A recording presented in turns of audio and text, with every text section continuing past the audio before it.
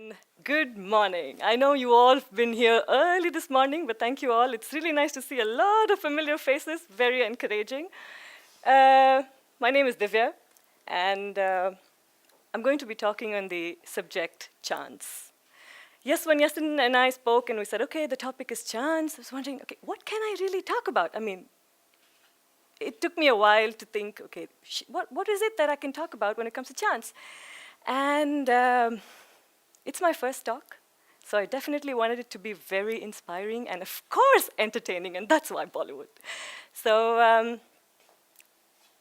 I jumped straight in, and I said, that's going to be me. I'm going to talk about the topic chance, and what I'm going to do is basically, I'm going to move this here.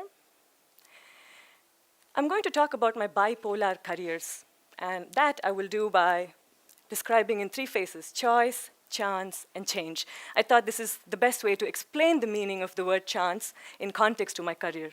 You know that English is a funny language, so it's always good to help understanding what the meaning of the word chance is. So I'm going to do that. With me, everybody? Yes. Yay! Okay, jumping straight back, and I'll take you back in history a bit. That's where I come from. I come from the south of India, from a city called Bangalore. Bangalore was known as the pensioners' paradise, but it soon changed into becoming the Silicon Valley. So from green to mean, that's where it went.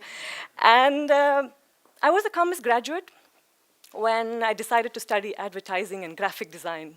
When I told that to my parents, they quickly visualized this girl who was going to soon be smoking pot, maybe wearing funny pants, and even probably shouting slogans somewhere. So that's what they thought I would do soon. But never mind. It was a 3-year intensive program. When I passed out, when I cleared the program, I was so pumped that I believed I had the tools to change the world. I could do anything, and that's where I was. That was when I went for my first interview at a business branding startup. I was a bit unsure and unwilling because I had this urge to learn photography, to train as a photographer, because I believe that photography will probably help me develop my design skills, will help me communicate better. And that's where I was at that point of time in life, whether I was in the point of deciding, should it be a job or should it be a little more training into what I want to do? To give you an idea of the kind of pictures I shot, because I had this keen interest in photography, that's a picture of a buffalo race in India. Yes, people race buffaloes and it's a fun event. That's a picture of a little girl who, on her way out of that alley, always stops and worships that mural on the wall because she thinks it's God. So that's a picture that won me the second prize in all over India in a photo competition, because it simply portrayed that a lot of kids are quickly moving towards literacy, and that picture was shot in a really rural area in India. So that's the kind of work I really like doing, and I thought this could help me communicate better, could help me influence people when I bring this and design together, and that was where I came from. At that point, I made a choice. I was offered the job at the business branding startup, and I took it up. I was 20 and beaming with confidence. I thought I had everything going for me, especially the fact that I was completely clueless. I went in, I dived, I plunged into the world of internet and the bigger emerging world of e-commerce. What you see here is me working with a startup. Work meant a lot of late nights, work meant a lot of traveling, work meant meeting clients across the globe. And so here you see me with a team. The bonus of working at this job is I got to work with campaigns like The Incredible India, and that's me there. The privilege I had during the campaign was to paint the back of an elephant, so that's what I did. If any of you have done that, so talk to me, but that's something that I did.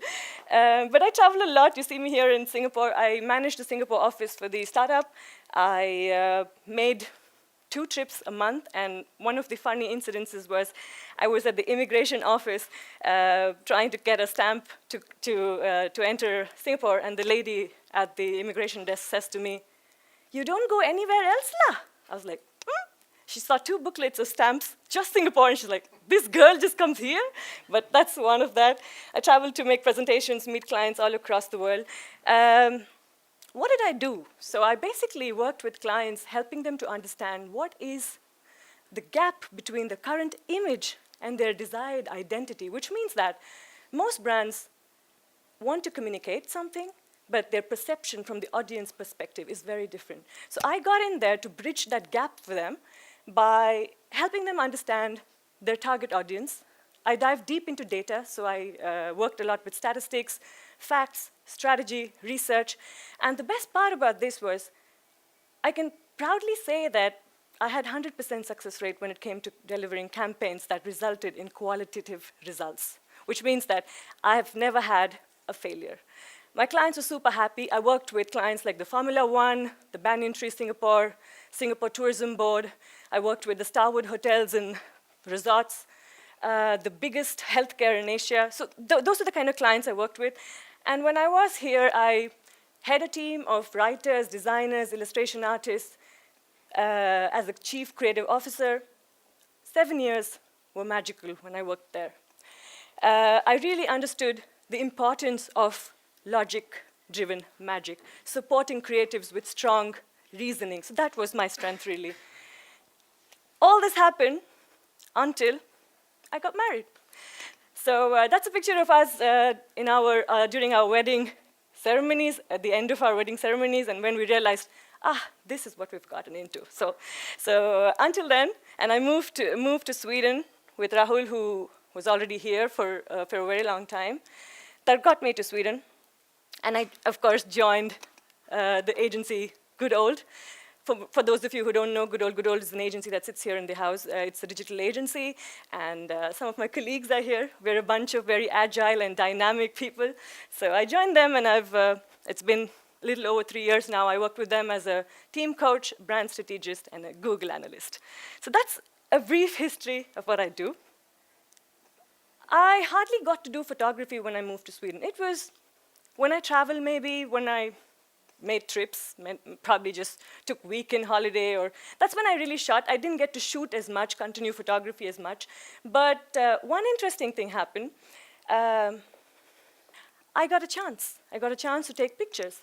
And this was Connecting Bollywood, which is a production company that brings Bollywood movies to Sweden. Stefan here, who is the founding partner and the very charming friend I have, is here today from Connecting Bollywood. He and his partner approached me, and they said, okay, they're having a film that's being shot here. This was November 2013. Gia and Gia. It was about 30-member crew that was coming from India to shoot on the locations in Skåne. And I was asked to do some behind-the-screen pictures. Very exciting, but I didn't have the time because I had a full-time job, and to be on the sets for 30 days was impossible. So I couldn't take that offer.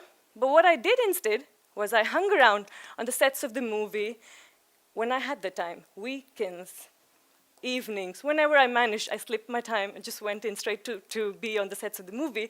What was exciting for me was really hanging out in what I called beautiful chaos. The sets of a movie is chaotic. There's so many things happening, so many people. You don't know who's saying what. There is no structure in this kind of event that happens. But it was amazing, because for me, as a storyteller, I found so many stories that I wanted to narrate. And I hung around there just to give you an idea of what's happening here. That's the director of the movie who's reviewing the shot that has just been shot. He's reviewing it with the actors and the key technicians, just going through what they just shot. But for me, what was interesting was a story that no one saw, a story of these two boys that hung around on the sets of a movie. My story was really to communicate more about these two boys, so I pretty much went to the movie sets just to follow the boys. No one had seen it, but I saw something interesting, which I'm going to narrate today. I called the series Boy in Bollywood. Typically, a dictionary defines a boy as a male, youth, child, especially someone relatively of a younger age. That's a definition of a boy. But no, Bollywood doesn't define it like that. Bollywood defines a boy as a caretaker, as a bodyguard, as a gossip queen, a mother, This was very interesting. These are two actresses, two big actresses from India, from Bollywood. Typically, the phenomenon was that every big actor or actress, when they traveled abroad, they had to personally select a boy who could travel with them. This was a profile that they actually looked for. So it was people who interviewed for this job. It was amazing that the boys came from rural backgrounds, not as literate, but fantastically dynamic. They knew their tasks. They learned so quickly on their jobs that it was fantastic to just watch them. And they followed. They followed the stars. What was even more interesting was that they got to travel with the actress. They got to stay in big hotels. They got to mingle with the who's of the industry. Everything was phenomenal about their job, but nobody knew them. Nobody saw them in that limelight. Let me introduce you to Salim, a 38-year-old boy. He's actually called a boy on the set, so people address him like that. Where's Kalki's boy? So he's a boy to a very popular French descent actress, Kalki Coquelin, and he has to his reputation of being a boy to another actress, Rani Mukherjee, who's a very popular B-town actress. He has the experience of being her boy, so Kalki hired him based on that experience. Interestingly, Salim has 3 kids, and he's named them after Bollywood stars. Each one's called Salman Khan, Amir Khan, and another Khan. So basically, he's called his boys. They're so passionate about the industry. They come to Bollywood, they come to Bombay just to be in the industry, get any kind of job. It's okay. I mean, some minute, any kind of task would just excite them. So they come with a lot of hope, and they end up being a boy, which is the best job you can get, by the way. So this is Deepak. Deepak is a 22-year-old boy. This is his first job when he came to Sweden this time. So he was on the job learning from Salim, who is much more experienced. It's amazing how Salim actually coaches him to be a better boy. So that's their stories. Deepak and Salim, if you look at them, they're very normal boys. The 30 people group that comes to shoot on a location, they could be counted off as anybody, but they get the privilege to be with the stars. Their relationship with the stars is so amazing that they know all the secrets of the stars. They give the stars all the gossip that's happening on the sets. If I want to reach out to a star, I must go through him because he's my man. I will have to get an appointment to get to the star, so he manages their directories. Even more amazing is, bigger the star, more the boys they have. So if it's a popular star, they will have 3 boys.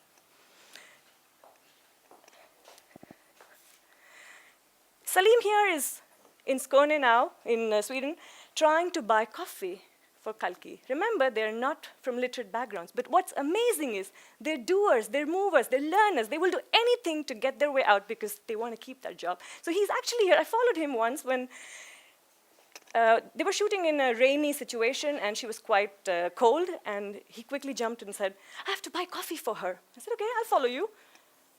And he goes there and stands in front of this Swedish menu, wondering what he must buy. He actually makes that order, and he buys coffee for her. It's amazing how they learn. They're all by themselves. They learn on the go, and they survive.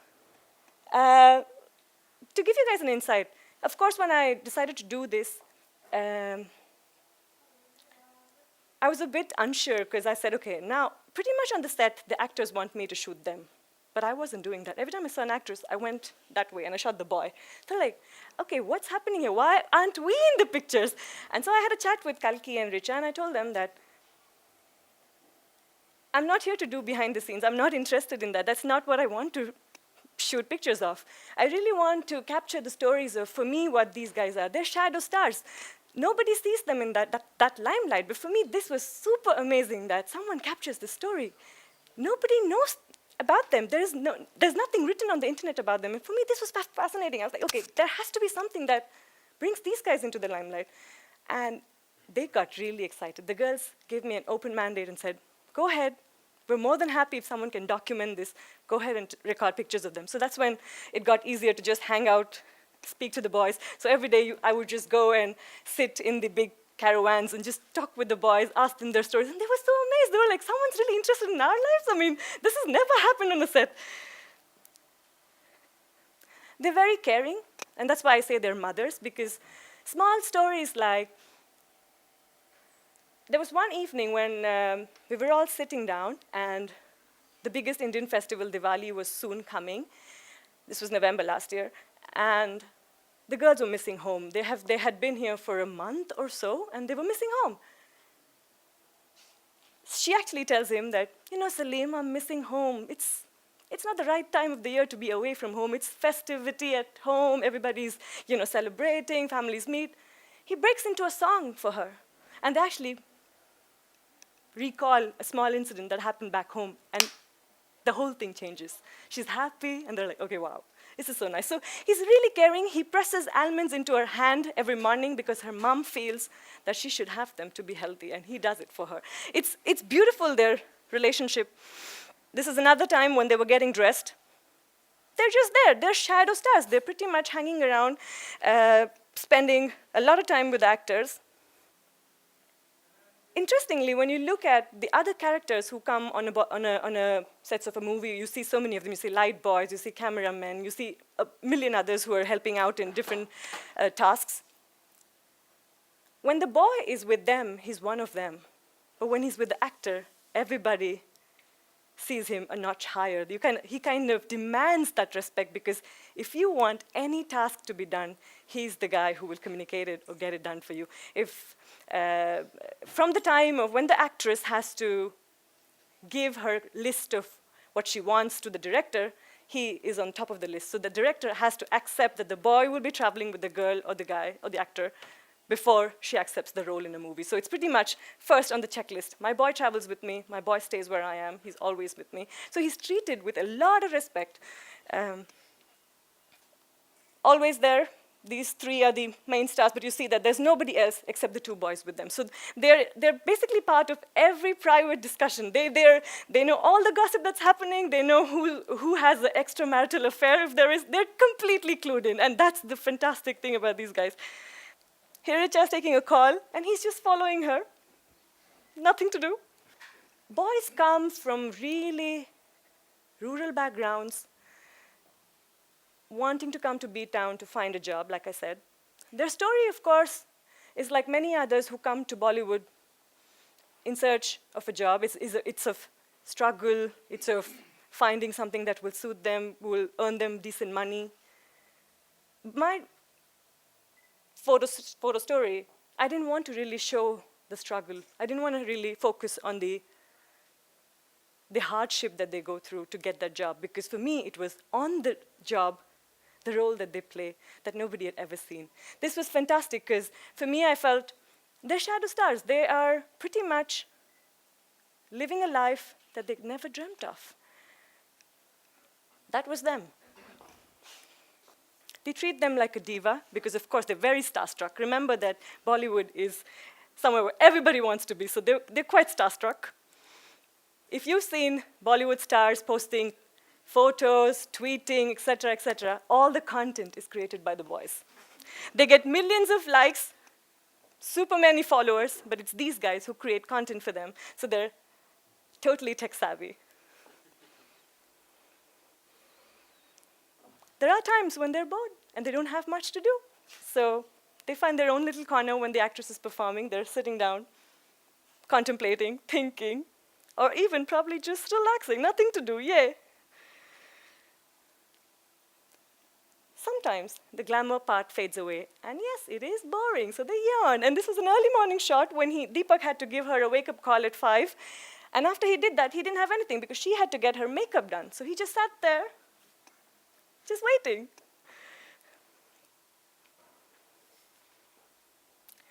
They do have a lot of friends in the industry, so when they're shooting and when they're not doing their part as a boy, they have very fun interactions with others in the set. They're having their own little drama behind the scene. Deepak and Salim here are actually making fun of a scene that was shot earlier in the day. So they have their own little gig happening. Pretty much through the day, they're with the star, getting all the privileges that the star get, doing their jobs, learning every day on the go. When they retire in their rooms in the evening, what's interesting is Deepak, who's much younger than Salim, he's teaching him how to Facebook. So he learns how to use the internet and the computer and things like that. So it's a really nice after work. They're faceless. People don't know them. There's no internet article that writes about them. But their story is fascinating. They're survivors. They've fought their way up there. The girls love them. The relationship is so amazing that the girls, even when they're back home, sometimes hang out with the boy more often, so, which means that the boy typically would maybe drive her around in India, if need be. So they continue to be boys even off location. Depends on the stars, really, and sometimes boys are just there to play bodyguards, because in India you have large crowds when the actresses are out, so you need somebody to help them just warden off the crowd. The boys do that. So they hang around much later, too. So that was my chance. I shot a series that nobody wanted me to shoot, because nobody knew I'm shooting something that would probably not interest anybody. And when I did this, I felt I had a story that I wanted to share. I thought it is time to lift and give them a platform that people know about them, let them all hear who the boy is. When I finished this, I went back to Connecting Bollywood in the hope that I would be able to do two things: get a grant to go back and shoot more, because I know that I just shot 2 girls and their boys, but when you go back to India, there are actors who have more than a boy, like 3 boys. There are different roles that the boys play. So I thought I wanted to do a whole bunch of more pictures to communicate the story better. And the second option was to actually exhibit these images. So I've been looking at going out there and showcasing these images. But when I went to Connecting Bollywood, they jumped at the idea. For a minute, I didn't believe what they said, but they said to me that, don't showcase any of these images. And I said, okay. And they said, we want to make a movie out of it. This subject has never been discussed about, never been talked about. It's amazing, and we want to basically put the boy in the spotlight. What I'm going to share with you is the change. The movie is currently being shot in Bombay. It's called Boy in Bollywood. Gaurav here, playing Irfan, the boy, is a fantastic character. I've had the privilege to look at some of these bites as they're being shot in Bombay. That's the team that's been involved in the movie. And it's scheduled to be out early next year. But that gave me goosebumps, because I was like, I never saw it in that limelight. I did it because I thought there was hope. I thought I wanted to push these guys into the limelight. I wanted people to know about them, but I had no clue that it's going to be made into a movie. So yeah, that happened. You must make a choice to take a chance, or life will never change. That's all I wanted to say. Thank you.